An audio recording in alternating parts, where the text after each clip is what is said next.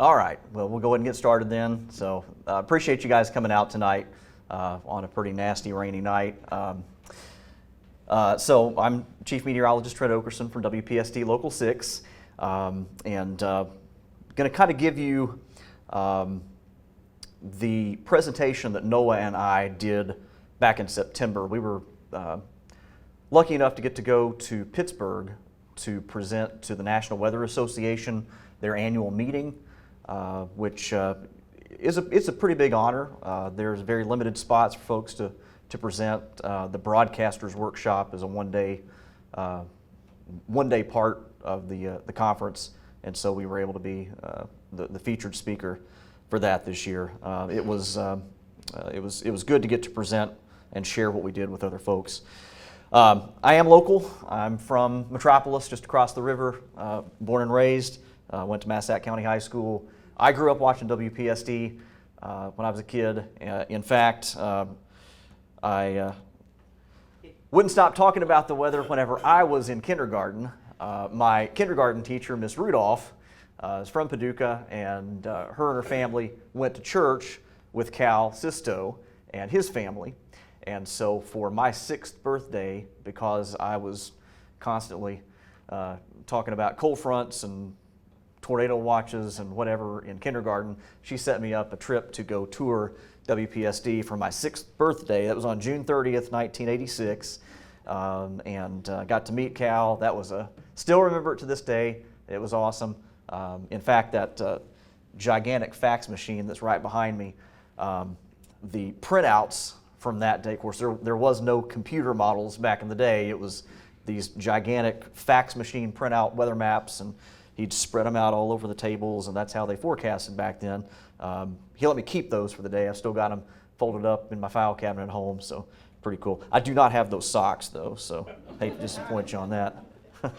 But I've been at the station for 15 years now. Was named the chief in June, actually on my birthday in 2020, which is crazy. This is home. Metropolis, Paducah, Mayfield, everywhere in between.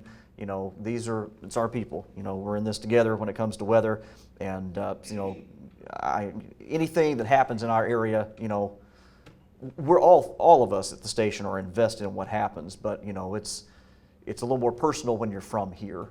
So it's an honor to be able to work at my hometown station, and hopefully we'll be here for a long time.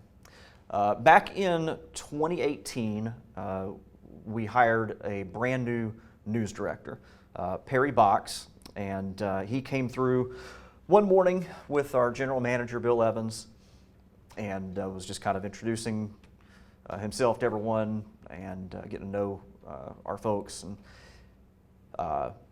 Bill introduced the two of us and said, Trent's our morning meteorologist. And so Perry said, oh, well, what do you do for a living? So it's like, I'm a meteorologist, sir. He's like, yeah, but what do you do for a living? And I said, well, I forecast the weather. Wasn't really sure where the conversation was going. So he said, no, you save lives. So I thought, that's okay. That's a little intense, maybe. But it's like, okay, we'll roll with that. So he said, how do you do that? Well, you track storms.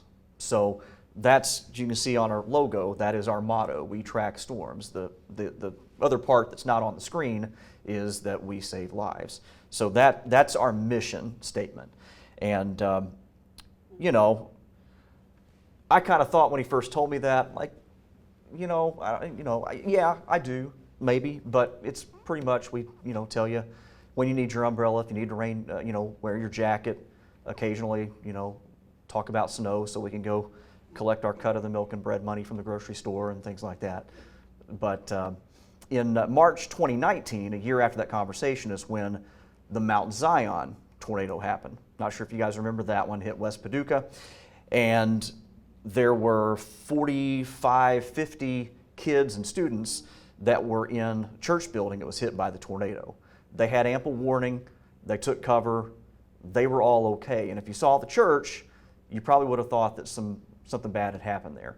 And so in that moment, it's kind of like, okay, well, this makes sense now. You know, what our messaging is directed toward people in that situation to help save lives.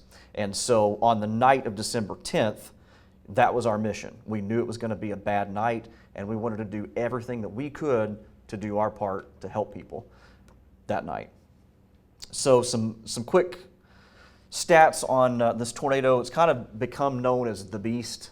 My friend Pat Spoden, he was just retired from the National Weather Service office in Paducah. He did an interview with 60 Minutes and referred to this tornado as the Beast, and it kind of just stuck. Maximum winds 190 miles per hour. It was a high-end EF4. Width was up to 1.3 miles at one point. Actually, at several points in the path, it was more than a mile wide.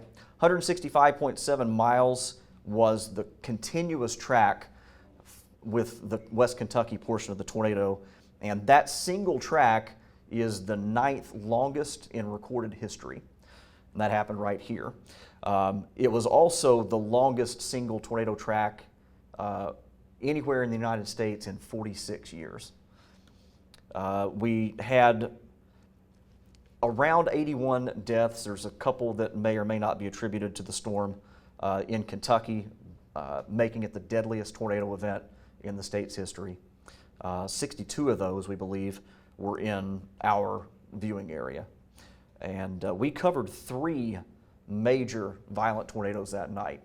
We'll get into the track here of those. So track number 1 was the beginning of the West Kentucky tornado. It touched down just a little after 7 o'clock on that Friday night down near Jonesboro, Arkansas.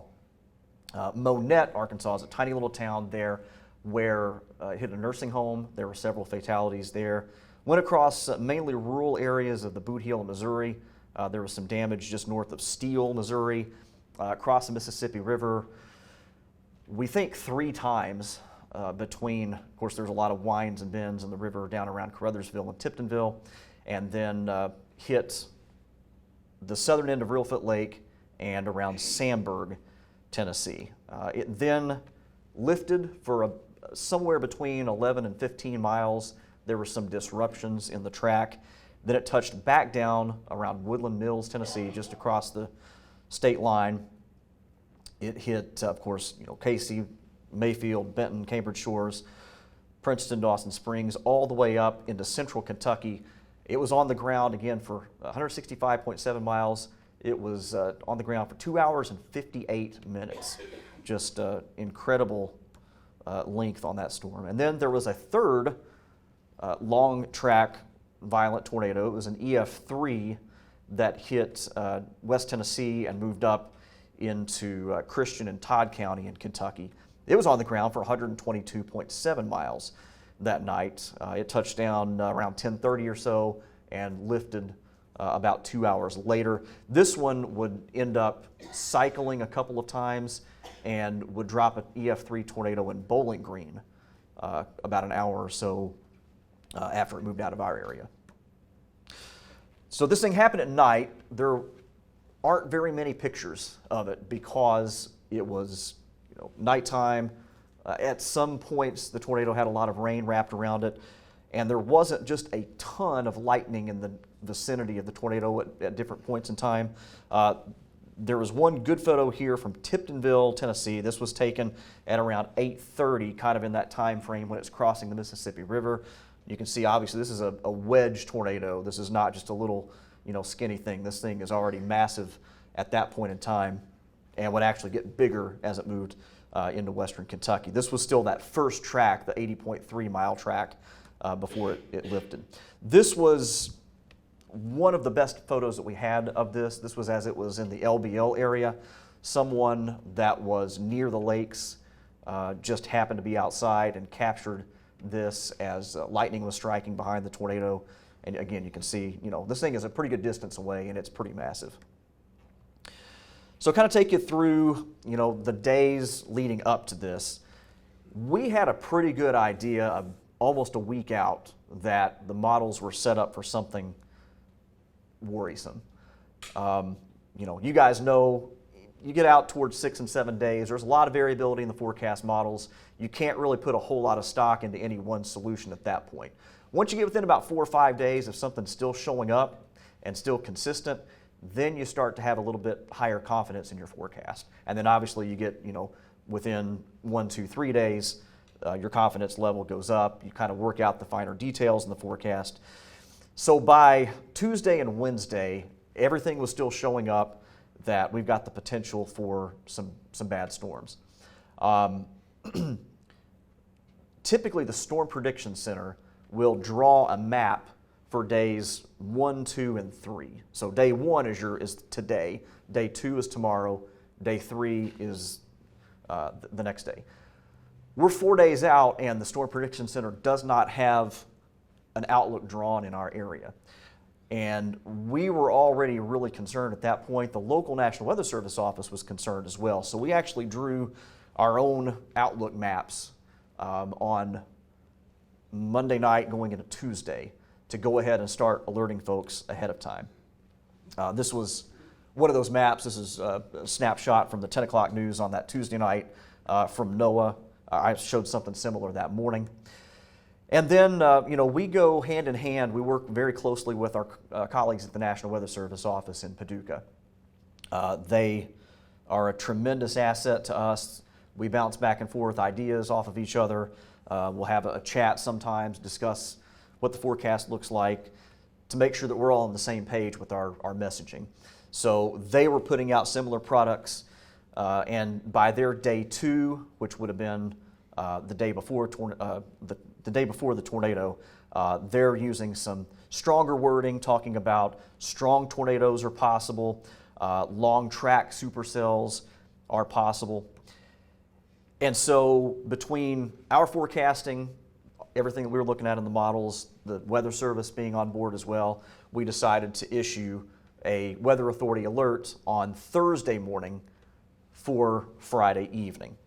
And I'm sure you guys are familiar with the terminology Weather Authority alert. That's where we essentially put weather as the top priority for everything that we do until that event is over. So we notify you on cell phones, Facebook posts. We have weather always off the top of our newscast. We change our branding, the look of our banner to kind of display a little bit more urgency. And we'll do Facebook Lives, all kind of different things that we do to kind of push weather to the forefront.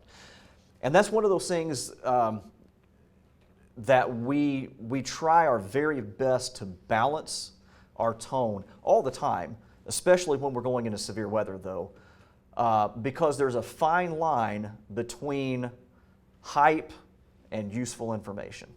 And it's never ever our goal or intention to hype the weather for ratings. That doesn't help anyone out. Doesn't help you guys, doesn't help us. So we want to use these Weather Authority alerts in a way that when we issue one, it's meaningful. And so we wait until there's a legitimate chance for, life-threatening, damaging, or highly disruptive weather in our area. We wait till we have high confidence that it will be an impactful weather event. And if we don't have high confidence, we'll tell you these are the things that we're still uncertain about. Generally speaking, we wait and issue a Weather Authority alert whenever there's a level 3 outlook from the Storm Prediction Center. So we had that level 3 come out the day before, and so we launched into our escalated coverage. When I came into work on Friday morning, this is one of the maps. We don't show this very often. This is actually a TV-friendly version of one of the models that we look at behind the scenes. It's called the Significant Tornado Parameter, STP. And that's a 0 to 10 scale. If you get anything up above a 1 represents there's a likelihood of tornadoes. 2, there's a likelihood of strong tornadoes, EF2 or greater. The purple shading here, where we're in the high and extreme range, we had levels as high as 8 to 10 that morning. So off the chart. This is one of those, it's not a matter of, are we going to get tornadoes? It's where they're going to be and how bad are they going to be. By the morning of the 10th, there really wasn't much showing up in the models that caused us to have any doubt that this was going to happen. The only thing, there was a little bit of a lid on the atmosphere. We didn't know 100% sure if it would break, if the cap would break, but we were pretty sure that it would, and so we went ahead and went all in with our messaging that morning. By 10 o'clock on the morning of the 10th, we were in a level 4 out of 5. That was the first one we had had since April of 2018, and that was only the 6th level 4 that we've had in the last decade. They're pretty rare. I'm kind of surprised that the Storm Prediction Center didn't go with a level 5 because all the ingredients were there, but there was just a little hint of that uncertainty that held them back. But so we started our messaging that morning on Facebook and then our midday newscast saying, okay, we're in a level 4. Think back to other level 4s, the Brookport tornado, the Perryville tornado. These are the kind of events that we could be looking at tonight, not to scare people, but to, start to communicate the atmospheric potential that we had that day.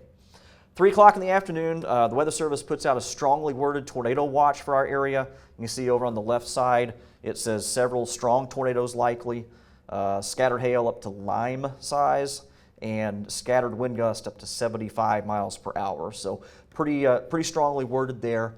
I had gone home for a little bit to attempt to just rest in the afternoon because I'd worked that morning and was coming back in that evening. So NOAA was on at 3 o'clock with a Facebook Live for that tornado watch. And then our short-term, high-resolution models. These are typically the ones that work well once we're within 24 hours of an event. If you look at that map, it's really quite remarkable how spot on they were. This was, I think we put this out maybe around 4 o'clock in the afternoon, and you can see right there, 9:30, it's showing that supercell moving up from Hickman County up into Fulton and Graves County, and then the second supercell that's back down south of Martin, that would end up becoming the Tennessee track tornado. So models really just did an amazing job with this event.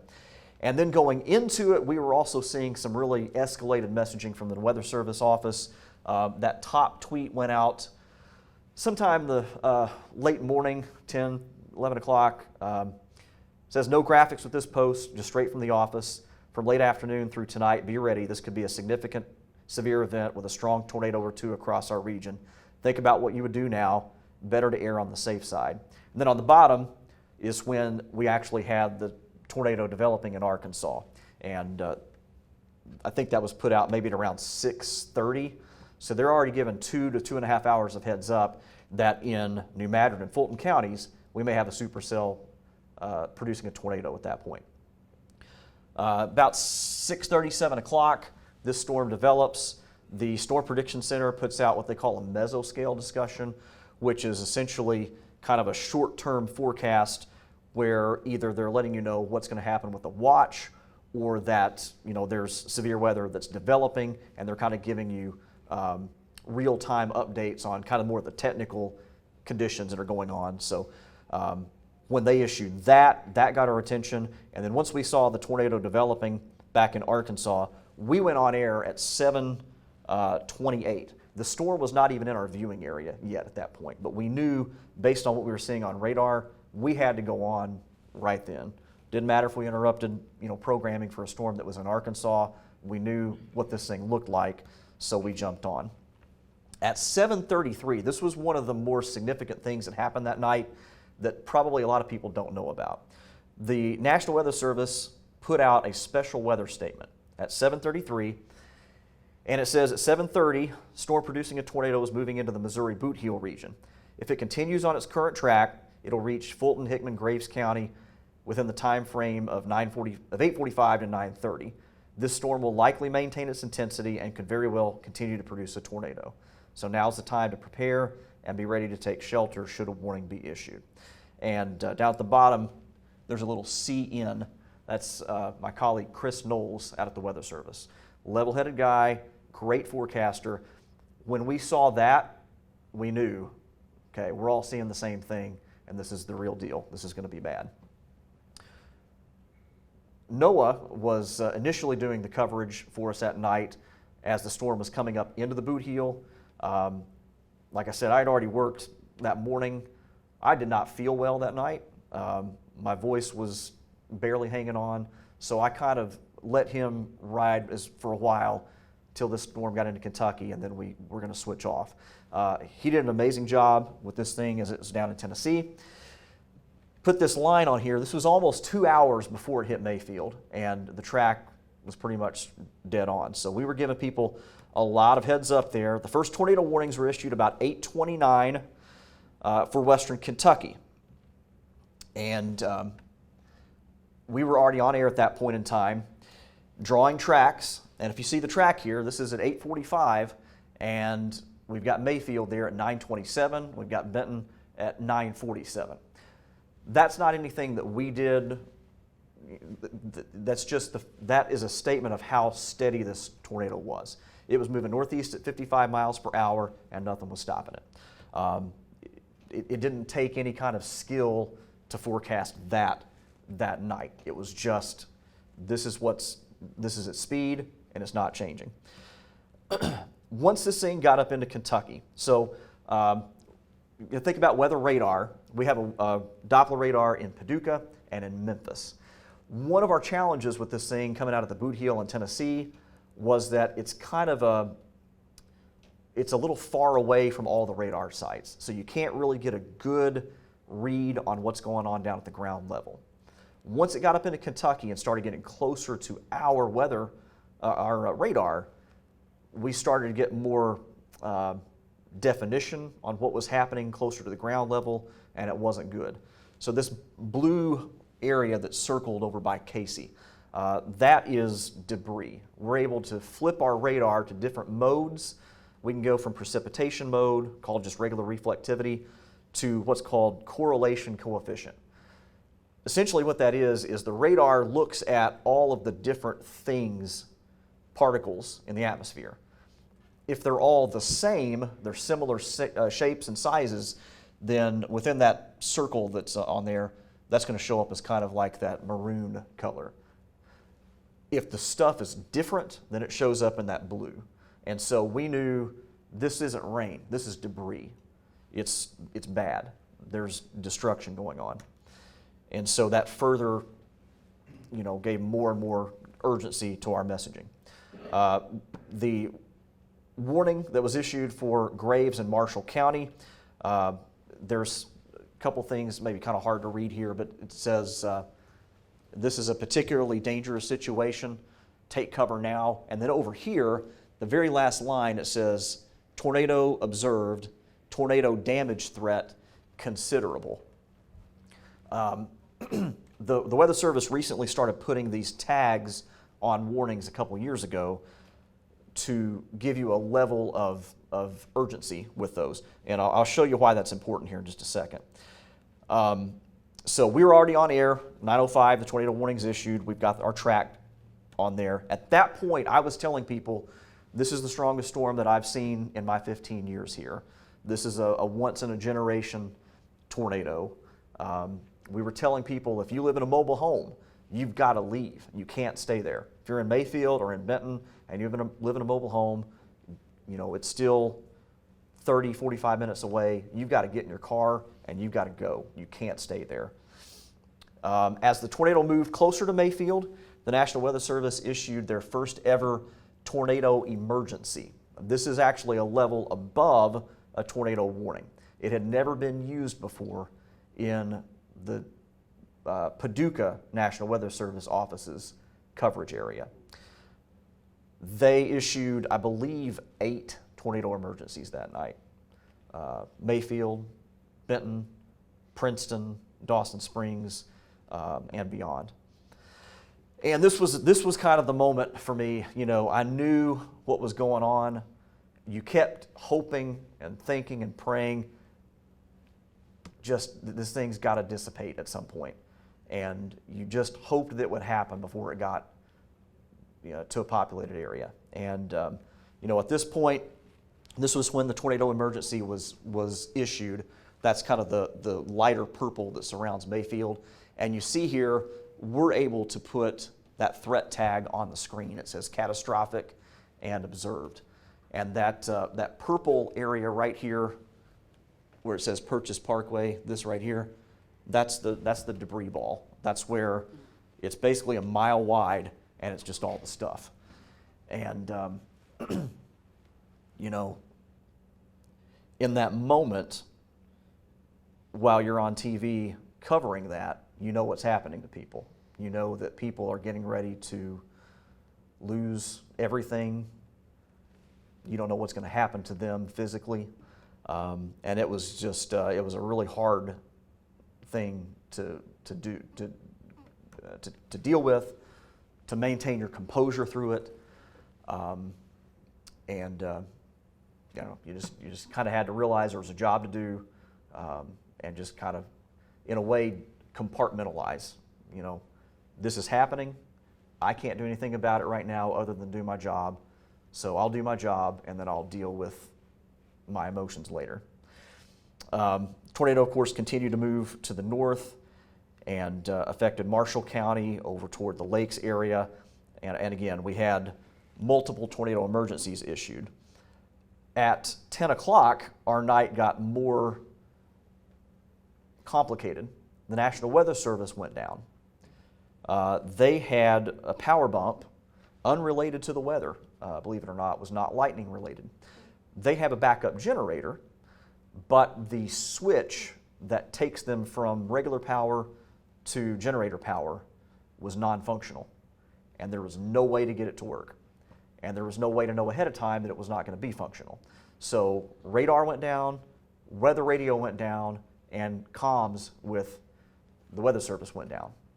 So we were flying blind all of a sudden for a little bit. Thankfully, the Weather Service has, you know, they're not a single point of failure kind of a place, so they were able to hand off communications to the Weather Service in Springfield, Missouri, which took over on communications. And radar, we were able to switch. Thankfully, this storm was far enough east of the lakes we could switch to Fort Campbell and Evansville and at least get decent information. Had that power bump happened an hour or hour and a half ahead of time, it would have been the worst case of worst case scenarios. But thank goodness we did not have to deal with that. There was another tornado warning in the middle of our supercell while it was over, while our destructive tornado was over toward Dawson Springs. We had a tornado warning issued just north of Paducah, over toward Metropolis and Brookport. We had zero radar information for that one. So that was a little scary. Thankfully, that did not produce a tornado, but it was certainly complicated to lose that information. One of the things I was thinking while I'm on air that night is this going to be a record setter? So the longest tornado in recorded history happened in our area. The Tri-State tornado in 1925 went from southeast Missouri up through Murfreesboro, West Frankfort, and into southern Indiana. Related note, there's multiple reasons why I developed an interest in weather. One small reason was that my grandparents on my mom's side actually lived around Herrin, Illinois. So they were kids whenever this thing came through pretty close to them. And I remember Papa telling me stories about the damage and what the tornado looked like and things like that. So in my mind, I'm wondering, is this thing going to surpass the Tri-State? It almost did. You can see there's a little break in the track, Bryan County. Had that not happened, chances are this thing would have continued on, and it would have been the longest tornado in recorded history. A little closer view of that break in the track. And this is interesting. Noah and I were kind of looking over this a little while ago, and we've kind of got a theory. I don't know if there's anything to it or not, but I'll share it with you here. So you see right past Sandburg, Tennessee, it lifts and then goes back on the ground closer to the state line. With our weather graphics, we're able to kind of toggle the elevation of the earth, and right past Sandburg, there's a ridge. It goes up, and we think it might actually be somehow partially related to the New Madrid seismic zone. The Reelfoot Rift is down there, and we think maybe that change in elevation might have something to do with the earthquake from 1811 and 1812. Well, as soon as the tornado hit that elevation jump, it started to dissipate. So who knows if that may have prevented us from a record-setting tornado. Something that maybe at some point we'll do a little more research into. I thought this was interesting too. Right before Dawson Springs, there's a change in the elevation. And you can see that this thing was kind of going, the perspective here is actually looking north. It was kind of going just to the north of Dawson. But it looks like once it hit this little, not a mountain, but kind of a hilly area, it went up the hill and then kind of took the path of least resistance down a valley, which kind of steered it right into Dawson Springs. I don't know if there's anything, to that. Maybe it's just the storm motion, but I thought that was kind of interesting too, that it followed the terrain and unfortunately meant, a head-on hit for Dawson. And then this was pretty noteworthy to me too. Of course, it goes right through the middle of Mayfield. It was headed right for Benton. And I don't know what happened there, but it, at the last minute, took a jog to the north and went just north of town. So, kind of my worst fear was that it was going to hit Mayfield and Benton head on. Somehow, it managed to just kind of do a little loop around Benton. Problem is that took it to Cambridge Shores. So that was, pretty awful in and of itself. This was pretty cool to me. This is the 3D radar, and it shows, what we've done here is we've taken the, kind of filtered the information down and just looked at the debris signature. And that purple represents where it was lofting debris up to 30,000 feet high as it was going through Mayfield. That's about the height of a jet plane. So that only happens in high-end tornadoes. This was pretty crazy too. There was a boat captain that was out on the Mississippi, close enough to the tornado to capture it on their radar. And you can see kind of the swirl there, almost looks like a hurricane. Said he'd never seen anything like it before, and I'm sure he probably don't want to see anything like that again. This was taken a little bit after the storm. This is an infrared satellite, and you can see there's a pretty distinct line up here that goes through the LBL area. That's where it just took out so much vegetation that the satellite was able to detect the path. And you can actually see that path once everything started to leaf out in the spring on a visible shot from satellite too. So it was really crazy how much tree damage this thing did. And then this was just wild. There's seismographs stationed throughout western Kentucky, and there were 3 different seismographs, one fairly close to Fulton, Kentucky, a little to the northwest of Fulton, another over in Lyon County, and then another out not too far away from Dawson. The seismographs felt the ground shake from the tornado that night. That's how strong it was. So this is kind of where it gets personal for me. The day before the tornado, I had a school visit in Graves County at Central Elementary in Mayfield. So these are the 6th graders. We talked weather. We talked about weather safety. And, it was hard enough covering this thing that night, but those were faces that I was seeing whenever I was covering the tornado. And whenever that thing was coming up into Mayfield, that was the hardest part for me, was what's going to happen to them. Went back a week later, and this is what that same room looked like. You would not believe how many supplies they had. And so that really kind of drove home the idea of how well our community came together.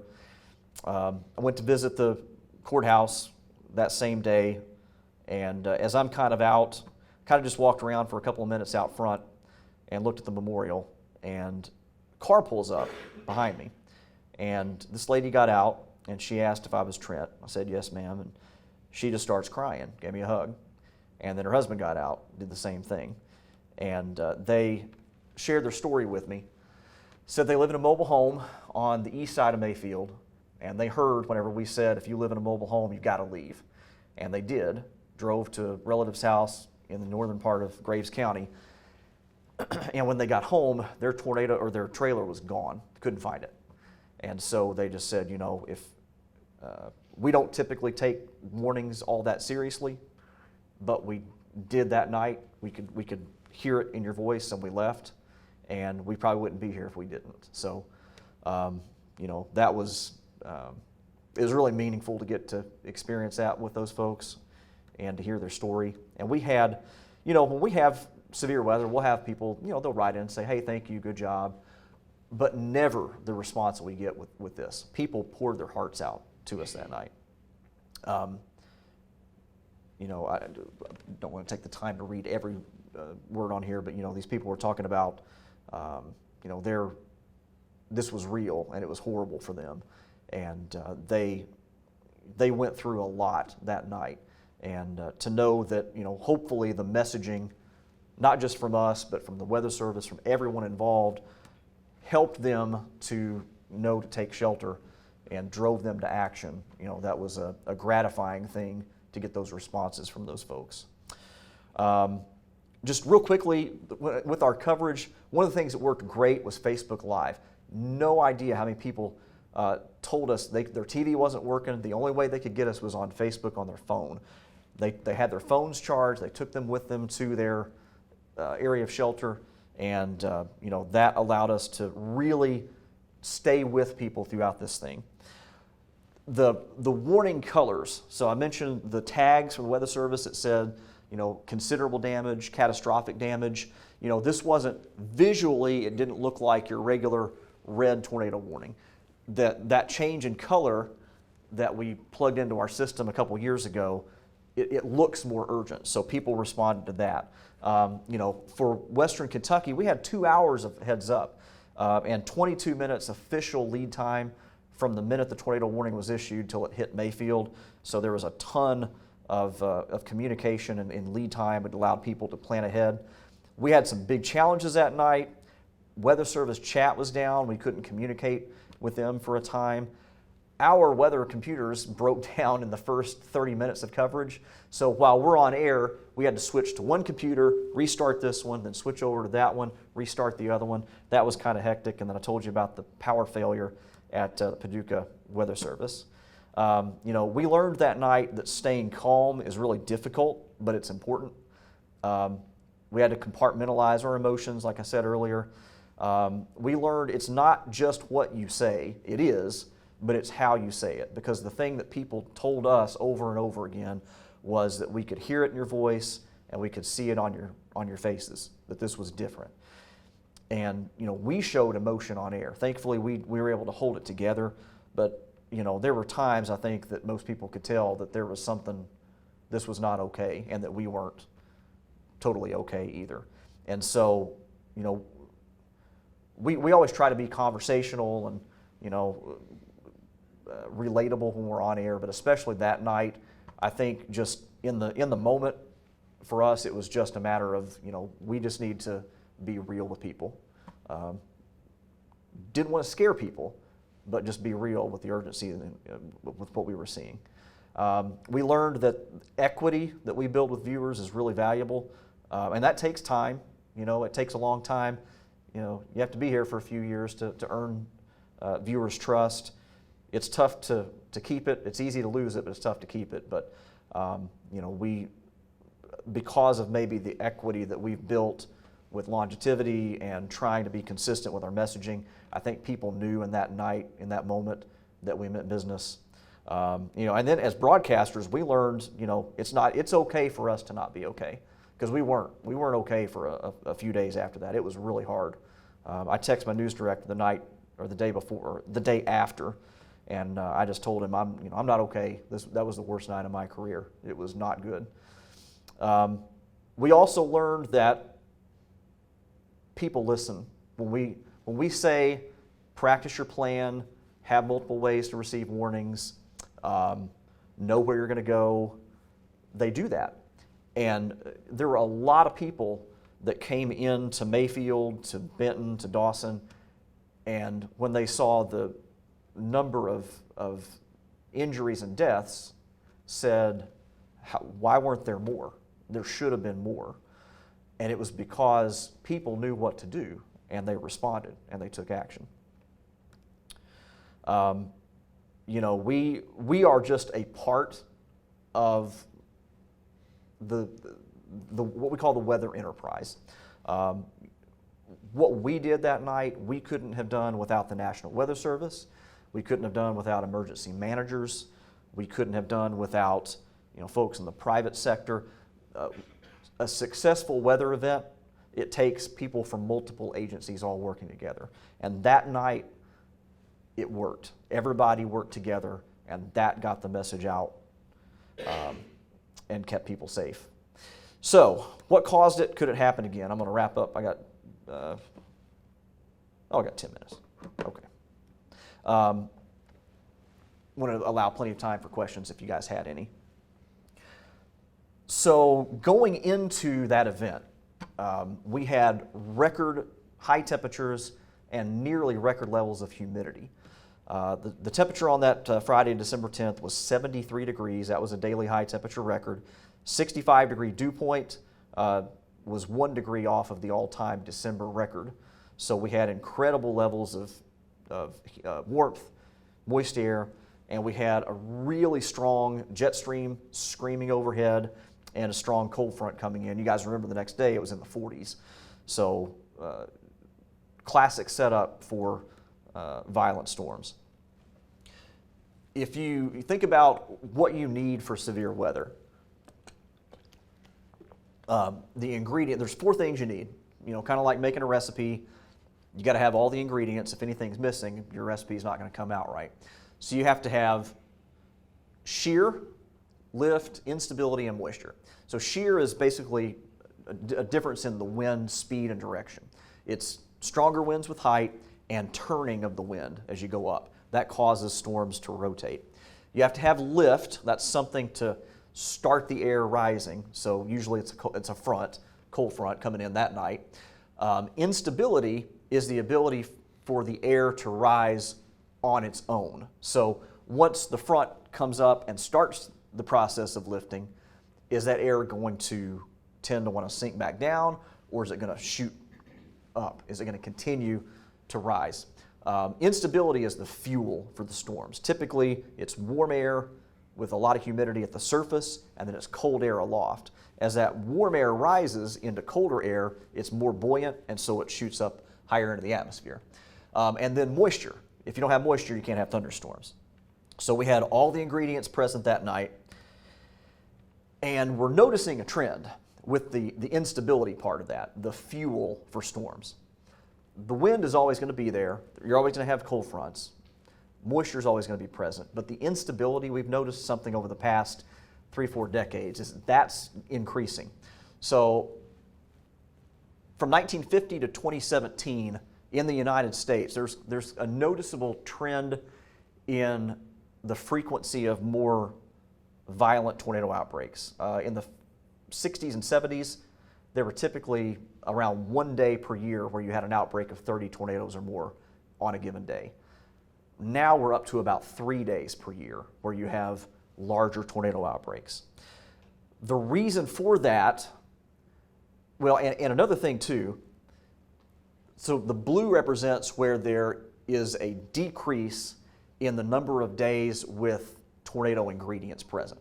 The orange is where over the past 40 plus years, there's an increase in days with tornado ingredients present. And so you see in our area, kind of hard to make out on that map, but we're kind of right up in here. I need a big pointer or something. But we're right in the middle of that orange. So there's an increase in not necessarily tornadoes, but the ingredients are present more frequently. Part of the reason for that is some climate shifting. So the brown on that map represents where there's too much dry air. There's an ongoing decades-long drought in the west, and that's shutting down thunderstorm development out over Tornado Alley, the typical location for Tornado Alley. The purple is where there's increasing thunderstorm potential because of increasing moisture. And a lot of this has to do with the Gulf of Mexico. As global temperatures rise, ocean temperatures rise, as the Gulf of Mexico gets warmer, it pumps more moisture into the atmosphere over the eastern half of the country. And that's most notable in the winter months, because you think about during the summer, all that sunlight heats up the water. Water heats up and cools down slower than the land does. So even though it's chilly here out over the ocean, it's still pretty warm down there because of all the energy that it's soaked up over the summer. So that pumps more of these setups for severe weather into our region during the cool months. Plus, we've noticed over the eastern half of the country, the season that's warming the fastest by far is the winter. Summer's always hot, but winters are not the same as they used to be. They're not as cold, there's more warm air, and from 1970 to 1922, the average temperature during the winter months has warmed up 4 degrees. Doesn't sound like a lot, but it's actually, statistically, it's really significant when it comes to how that translates to the weather that we have. So it's impossible to say that climate change is causing more tornadoes, but evidence shows that climate change, specifically a warmer Gulf of Mexico and a more active jet stream, is causing the ingredients to be present more often in the cooler season. And over the last about 20 years, 25 years, the bulk of our major tornado events don't happen during the middle of tornado season. They happen during the cool season. So obviously December 10th, February 28th of 2017, there was a major EF4 tornado in Perryville, Missouri. November 2013 was the Brookport tornado, the Leap Day tornado in Harrisburg, February 29th of 2012, and then not too far away from the track of the December 10th tornado in Marshall County, there was the November 15th, 2005, there was an EF4 in Madisonville and EF3 in Marshall County. So we're getting into this pattern where there are more frequent setups like this in the wintertime. So, there is a noticeable shift. More research is needed. But, to say that we're going to have another December 10th, that was exceptionally rare. Everything came together just right for that to happen. But it's not out of the question that something like that could happen again, given the trends that we've been seeing. All right, well, I think that's our time, so we'll wrap it up here. I appreciate you guys coming out. I'll hang around for a couple minutes if you have any other questions for me. But thank you so much for coming out and listening to me tonight, and hopefully we don't have to talk about this again for a long time. So, appreciate it.